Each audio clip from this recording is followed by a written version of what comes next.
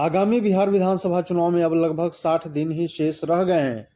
ऐसे में महागठबंधन के बीच सीटों के बंटवारे पर चर्चा खूब हो रही है।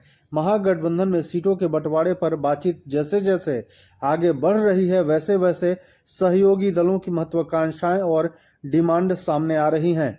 राजद की अगुवाई वाले महागठबंधन में दूसरे सबसे बड़ा दल कांग्रेस ने पिछले हफ्ते जिताऊ सीट की डिमांड कर सीट बंटवारे को न सिर्फ पेचीदा बना दिया है, बल्कि यह कौतूहल भी पैदा कर दिया है कि आखिर कौन सी सीट जिताऊ है और कौन सी हारने वाली।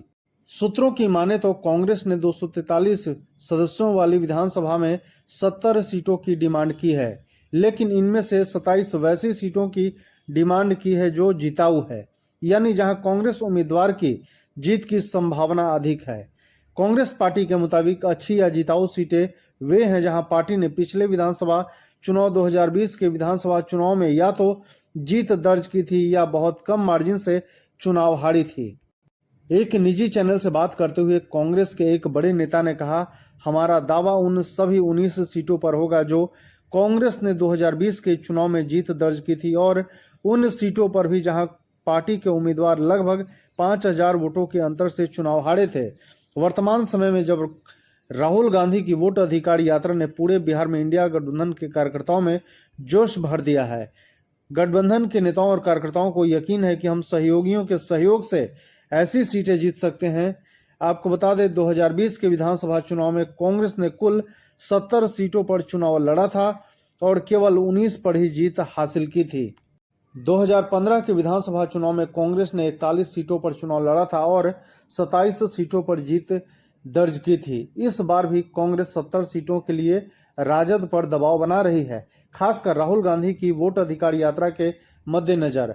अंदरूनी खबर यह आ रही कि कांग्रेस पार्टी के कुछ नेता बता रहे हैं कि कांग्रेस की 27 जिताऊ और अच्छी सीटें में वे सीटें शामिल हैं जिन पर 2020 में जीत दर्ज की जा चुकी हैं। ऐसी सीटों की संख्या 19 है।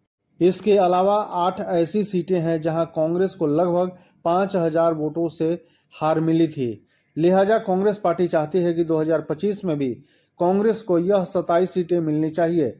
2020 में राजद ने 144 सीटों पर चुनाव लड़ा था, जिसमें से 75 पर जीत हासिल की थी और 17 सीटों पर 5000 से कम वोटों से दूसरे स्थान पर रही थी।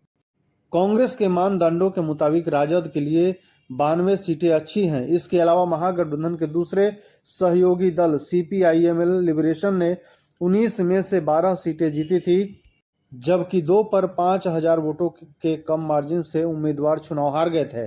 पार्टी के लिए 14 अच्छी सीटें हैं। CPIM और CPI ने भी 2020 के चुनाव में 2-2 सीटों पर जीत दर्ज की थी, जबकि एक-एक सीट पर 5000 से कम वोटों के अंतर से चुनाव हारी थी। उन दोनों के लिए भी 3-3 अच्छी सीटें हैं। आपको बता दें, कांग्रेस के बिहार प्रभारी कृष्णा अल्लावरू ने कहा है कि हर राज्य में अच्छी और बुरी सीटें होती हैं। कृष्णा अल्लावरू पहले भी कह चुके हैं कि ऐसा नहीं होने चाहिए कि एक पार्टी को सभी अच्छी सीटें मिले और दूसरी पार्टी को बुरी सीटें। सीटों के बंटवारे में अच्छी और बुरी सीटों के बीच संतुलन होना चाहिए। बिहार कांग्रेस प्रभारी ने कहा था कि सीटों का बंटवारा इस तरह नहीं होना चाहिए कि कांग्रेस को केवल वही सीटें मिले जहां राजद और अन्य सहयोगी पिछले चुनाव में नहीं जीत पाए थे। साथ ही ऐसा भी नहीं होना चाहिए कि एक ही पार्टी को वे सभी सीटें मिल जाएं जहां सामाजिक समीकरण महागठबंधन के पक्ष में हो। धन्यवाद।